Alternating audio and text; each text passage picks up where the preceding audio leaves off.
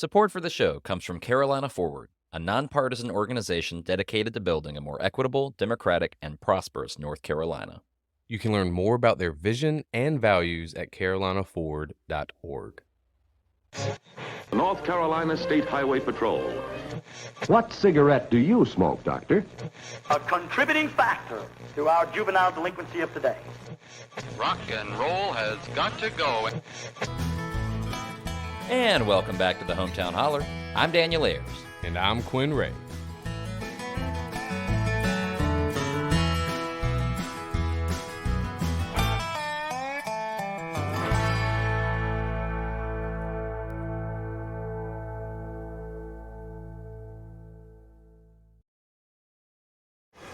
Well, hey, man. Dude, we don't have time for hey man. I know. We're on a schedule. I know. We got to move. We got to right. jump into this one. So, do you want to read the intro or do you want me to read it? Well, I'm really excited about this. Okay, guest. so I think that we means have. you. Yeah, yes, me. Okay. But it is another first. Yes. I think this is the first for the Holler of having a council of the state, A sitting council of state. sitting Yep. council of the state member here at the Holler. So We that's- did talk to Jeff Jackson, who's running to be on the council of That's state. right. But our guest today is actually on it. She is on it. So you know all the secrets of what goes on behind the closed I doors of do. the I get to council go of to state. all of the Council of State meetings. Do you have to wear a robe? That's what we've been wondering. No robe. A suit usually suffices. Okay, perfect. Well, listeners, today we have Miss Jessica Holmes, who is a distinguished legal professional and public servant. She has earned her Bachelor's of Arts and Law degree from UNC Chapel Hill. Go Heels. That's right. I'm a Tar Heel fan. Throughout her legal career, Jessica has focused predominantly on labor and employment law, championing the rights of workers. She has served as an adjunct professor at NC State University's Department of Social Work, and beyond her legal practice, Jessica has been deeply involved in various nonprofit organizations, serving on boards of the NC Foundation of Public School Children, Wake County Smart Start, Helping Hands, and the NC Association of County Commissioners, and earning the distinction in the Triangle Business Journal's 40 Under 40. Nice. Yeah, right? If only. Yeah. In 2014, Jessica made history as the youngest person ever elected to Wake County's Board of Commissioners, where her leadership skills were quickly recognized, leading her to a unanimous selection as chair of the commission by her colleagues. And in 2021, was appointed to Deputy Commissioner of the NC Industrial. NC Industrial There we go. Commission by Governor Cooper. In 2023, Ms. Holmes was called upon once again by Governor Cooper to fill a crucial role in government, stepping into the position of state auditor, being the first woman of color to ever sit on the Council of State. And now, in 2024, Democrat nominee for state auditor position, Jessica, is at the Holler. And It's Wow. an honor to have you. It sure is. It is my pleasure to be here. Well, thank you. We want to be respectful of your time, so we'll just jump right into it. Yesterday, I was at a coffee shop, and Of course you were. always the coffee shop, and every time I go out in public, I always carry some Hometown Holler stickers with me. I think people think I'm like the Jehovah's Witness or something. I hand them out just, and try and get new listeners. And I was talking to this one guy at the coffee shop. His name was Anthony. And he asked me what the podcast was, and I said, well, we interview movers and shakers in state politics, folks, public servants, community leaders. And I said, for example, we're having Jessica Holmes on tomorrow, and she's the state auditor. And he said, that's great. What the hell's the state auditor? And I thought, that's what I'll ask her. So for Anthony, could you tell us what the hell is the state auditor? I will start by saying what we're not. Okay. And what we're not is the Department of Revenue, which I go to so many meetings and people say, I hope you don't see my taxes, or I hope, I'm going to get my taxes done. I got an extension. And so we don't do taxes. So when people get audited, that is not, the IRS calls and says you're being audited or whatever. I guess they don't. Yeah, it's even a call scary it. word. It's a scary word, yeah. Correct. So that would be the North Carolina Department of Revenue. Okay. That would not be my office. What my office does is we audit over $100 billion a year in state assets and liabilities. That was with the B, right? $100 billion. 100 billion. Wow. So imagine this. We audit the entire UNC system. So all of our colleges and universities, in addition to the North Carolina School of Science and Math. So just imagine all of those buildings, like everything that is of value that is on a university's campus falls under our purview. Also, every state agency, we're able to audit them and make sure that they are complying with regarding state and federal funds specifically. So if any entity in the state receives state or federal funds, my office can go in and essentially look under the rug and make sure that those dollars are getting where they're supposed to go. Even private schools? Private schools, Vouchers? Absolutely. Okay. Oh, wow. Cool. Absolutely. And so same thing with any nonprofit. If a nonprofit is receiving state or federal funds, we can follow those dollars. So our reach is very expansive and is also critical in determining the state's credit rating. So is it a matter of, that this nonprofit says we're taking these state funds and we're doing tiny homes and this is where this money is supposed to go to. But then when you come in and do an audit and you see they're not doing tiny homes, they just bought all their board members Ferraris. That is what you're auditing? Yes. Okay. Oh, man, y'all in trouble, Quinn and Eli. And so there are a couple of different ways that we do this. We sort of have a couple different sides of the house. One side of the house are sort of our run-of-the-mill routine audits that we conduct of the UNC system. The other side of the house is what we call investigative or performance audits. Our investigative audits come from typically tips, usually anonymous tips. We receive over 800 tips a year through our tip line. Quite frankly, during election season, that number explodes. And so many of our investigative or performance audits are sort of triggered by usually an anonymous tip. I will also say that I'm a walking billboard because I've gone to meetings and had people write things on napkins and slide it to me across the table and say, I think you should look at what's happening in this county or in this organization. So we get tips via email, phone call. Some are anonymous, some aren't. And it definitely keeps us very busy because we are required by law to look into every single tip that we receive. So is it you personally doing all the looking, or do you have a team of folks, or how does Thank goodness I have a team. Okay. Fully staffed, we're at about 166 folks across the state. We have 5 total offices, one in Asheville. The majority of our staff are in Raleigh, Greenville, Kernersville, as well as Wilmington. Wow. That's fully staffed. Are y'all fully staffed right now? Because I was just reading on WRAL. There is no state agency quite a few vacancies. That is fully staffed. And quite frankly, one of our most challenging concerns is the fact that the auditing profession is essentially drying up. People just aren't going into the pipeline. And for the people that are, the Office of the State Auditor is a wonderful training ground in sort of years 3 through 5. And then they're able to go somewhere else and make a significant amount more than what we can afford to pay them as a state agency. It's interesting. Before this conversation, I probably would have thought of the auditors being like an accountant, or the people in the auditor's office just being accountants, quote unquote, running the numbers. But it's like being a detective. In some ways, we do have investigatory powers. We do have subpoena power. And like I said, the UNC system is sort of our standard audits like that we conduct every single year. But when you look at the other side of the house, when it comes to performance audits and investigative audits, I would say that's where my legal background comes in the most in terms of it's all about compliance. It's about, we're not a policy-making office, but once the General Assembly or the government makes a policy, then we're able to make sure those dollars go where they're supposed to go. For example, when it comes to vouchers, we're able to follow that money to make sure that this institution is providing the education that it is purporting to provide. When it comes to things like care for people with disabilities, we've had situations where someone is supposed to get 2 visits a week from a medical provider, but they haven't seen that person in 2 months. So we are charged with making sure that this money was allocated for this purpose. Is it being used for that purpose? And that is comprehensive of, for example, COVID dollars, as well as hurricane relief. And it really does run the gamut. There are very few places in the state that the state auditor's office cannot reach, which is one of the reasons why it was determined to be one of the top 10 races in our state to watch.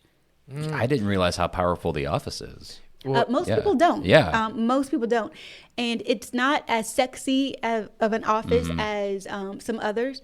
But when I accepted this appointment, Governor Cooper shared with me some advice that he had actually received from Governor Hunt. And what was that? Which was, one thing a Democratic governor does not want is to have a Republican or right-wing attorney general or state auditor. Makes sense. That can make life very interesting. And although the office is duly elected, my only boss is the people. Right. In the wrong hands, the office can be weaponized in a very bad and negative way. For example, my opponent is, talking about how he's going to audit election results and audit the Board of Elections and audit DMV. And, he and I are both attorneys, and one of the first priorities and first sort of requirements of being an auditor is to be independent. Like, we are the state's independent auditors. And, it's unfortunate that someone would try to weaponize the office or attack particular departments because, we're supposed to go in with a neutral eye, and what we find, but it's not to be used as a weapon or to target agencies that you don't like or that you don't believe in, or in my case with my opponent, to end every DEI initiative in the state of North Carolina. Yeah, he spent mad dollars in his primary to just put out trigger words. Of his own dollars. Of his I mean, own this guy dollars. is really self-funding his campaign. That is barely correct. won. And he's actually running on that. He ran on the fact that, I am personally wealthy and I'm able to not only essentially fund my campaign, but to help finance other candidates. And that was one of his talking points during the primary, when, quite frankly, I actually believe that his opponent, Jack Clark, was a much more qualified and sane and respectable candidate. And after spending all of that money, he still came in second. And then, my job is to save taxpayer money. And with him calling a runoff, because he lost the first time around, and then using his money to significantly outspend the more qualified candidate in that race. It's just some foreshadowing. Just an example of, using this office as a microphone to do his personal bidding. But I'm hoping that in November that voters will tell him that our democracy is not for sale and that he cannot buy this seat. Hear, hear. Yeah, well, I feel a lot more enlightened about the office, the importance of the office. And integrity in the office. And yeah, That's right. absolutely. The kind of person who would best fit in that capacity. Obviously, somebody who has a judicial temperament, who puts people above partisanship, who is independent. One thing that I was hoping you could speak on, you have an incredible biography. And I think our listeners would love to know how a precocious kid from Pender County, right? Yep, that's your home Maple county. Hill in Pender There you County. go. Okay. How does a kid from Pender County end up as the state auditor? That is a wonderful question. Because there were a few steps in between, right? There One were, or two. there were just a few steps and probably lots of tears in between as well. I'm a first-generation college student. My mom dropped out of high school in order to have me. And in fact, there were teachers at my high school who remembered my mom being pregnant with me prior to her dropping out. And so I'll start by saying I had incredible educators in the Pender County school system who said, Jessica, you can actually go to college. And I was like, what? I grew up near Camp Lejeune. So in my mind, I was most likely going into the military or probably going to work at one of the factories in my hometown. Back in the day, it was Thornapple Valley, which was a very popular meatpacking plant.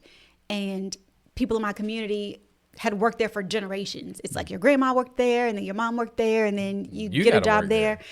And so it really was teachers in the Pender County school system who said, you can go to college. So that was the first step. Thank you, And public then schools. the second step was, you can go to law school. And so, which was always my dream as a kid. And so I would watch shows like JAG and Boston Legal and just try to get as much exposure, Law and Order, to try and get as much exposure to the law as I could, because I grew up with this impression that lawyers help people. And that's what I wanted to do. I could never be tricked as a kid. Like, nope, I don't want to be a policewoman. Nope, I don't want to be a nurse. Nope, I don't want to do this. I always wanted to be an attorney, because in my elementary mind, that's what attorneys did. They help people. And so because of those teachers, I got through undergrad, worked my way through, at one point having 3 jobs, a work study at the UNC Center for Civil Rights, working at Express Mall, Express at South Point Mall, and also at a nonprofit called A Helping Hand Incorporated that worked with seniors and people with disabilities. So you are not a independently wealthy millionaire self-funding your own campaign. I am still not. With gold-plated kitchen appliances. I am still not that person. I am still working class. My family is still working class. And so I think having an appreciation for the value of a dollar is important in this race. The reality is, and I say this all the time, that money isn't red or blue, it's green. And my job is simply to make sure the money gets where it's supposed to go.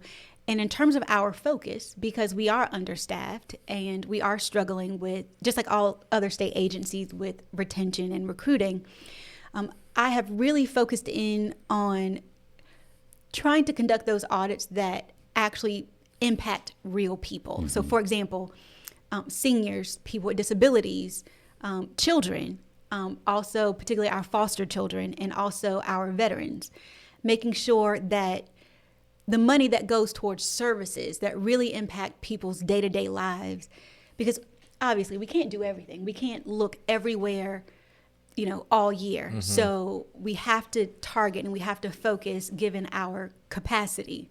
And that's where I choose to direct the agency to making sure that people that are entitled to services and benefits, our most vulnerable people, whether it's food stamps or affordable housing or hurricane dollars, which is personal to me because I was born and raised in Eastern NC.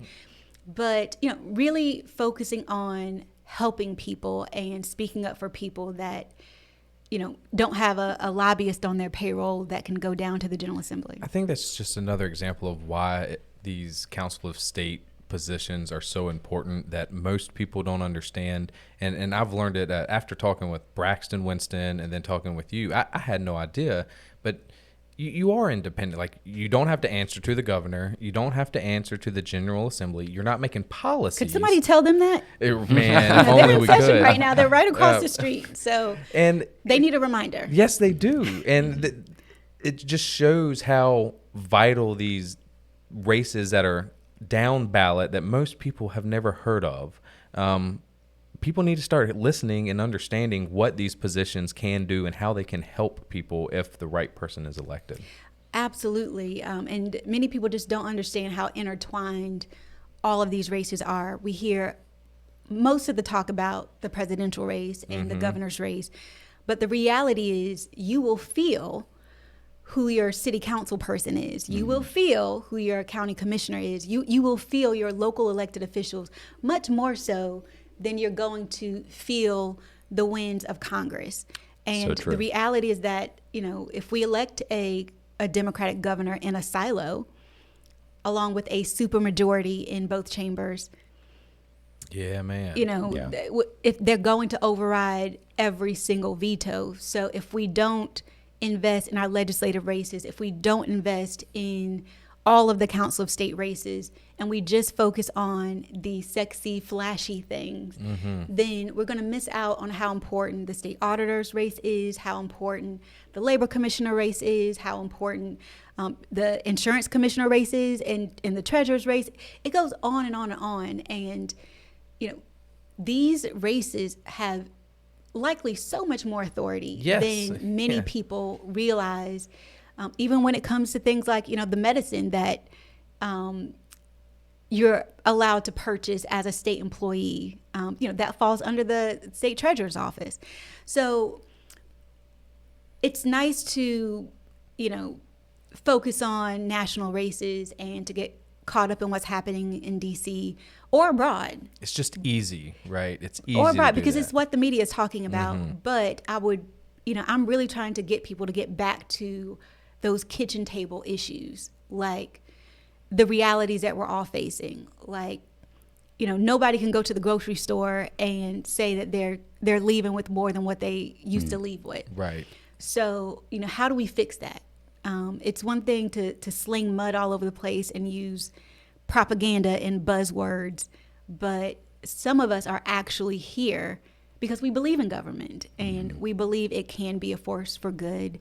And I think this is one of the most qualified Council of State slates that I have ever seen in all of my years in politics. It is an impressive slate. We're hoping to get a chance to talk to all of them. We've reached out to virtually every Council of State candidate, and hopefully we'll get a chance to show what you just said to our listeners. And we really appreciate your mission to shine a light on those down-ballot races that hold so much power and so much. And our legislative races, and our judicial races. Like, we cannot simply elect a president or simply elect a governor and think that, oh, I've done my part. Right.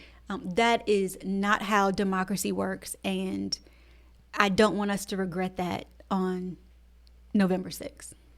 Well, we're coming up on time. We really, really appreciate your taking a moment to stop by. We know you have a busy evening. You're leaving from here, I think, to meet with the Alamance women. Is that right? I am, and I'm so looking forward to it. They're going to show you a great time. They're going to feed you real well, too. They always do. Go ahead. I wanted to do just some quick, rapid questions to you, Jessica, if we can do that. I'm ready. Okay. I had mine. I didn't know that we had time. I mean, if we're going to do Well, it, they're I rapid got questions. mine. Okay. Let's Yeah. go. So the first one I think we hit with everybody. One book everybody needs to read. We didn't prep you on these because we wanted to just be right off the dome.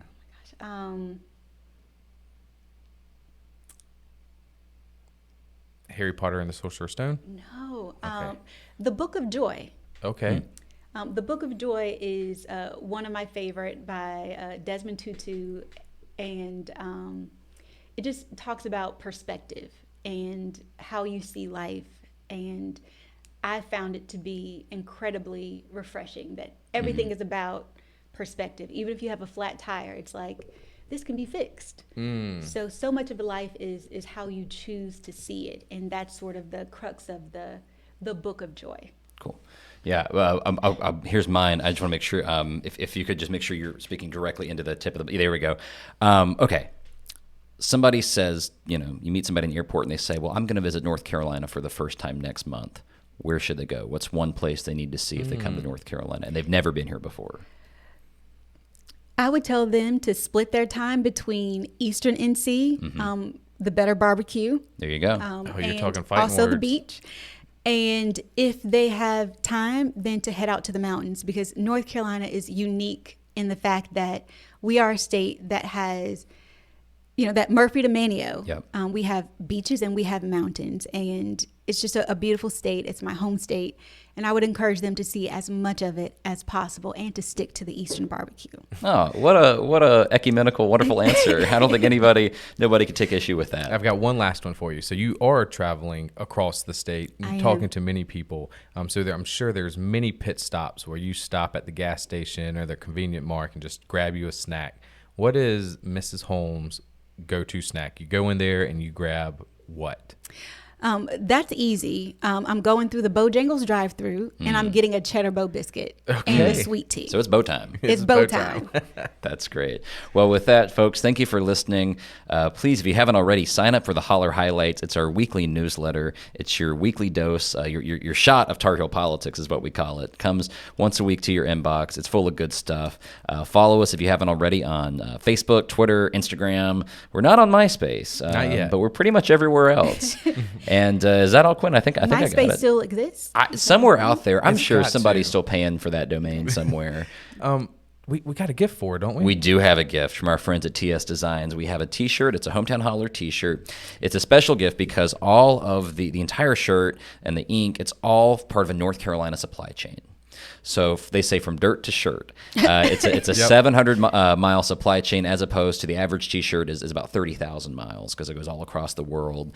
And through that supply chain, there's total transparency. You can scan the QR code and see who grew the cotton, who ginned the cotton, who made the shirt. And through that supply chain, there's fair pay. So it feels good, and you can feel good about it. And it's right here in Alamance. And they're based right here in Alamance, our friends at TS Designs. So Awesome. I love all things North Carolina. All right. Perfect. Well, folks, thanks for listening, and we'll catch you next time. Yeah, thanks. That was awesome. Yay. How'd I do, honey?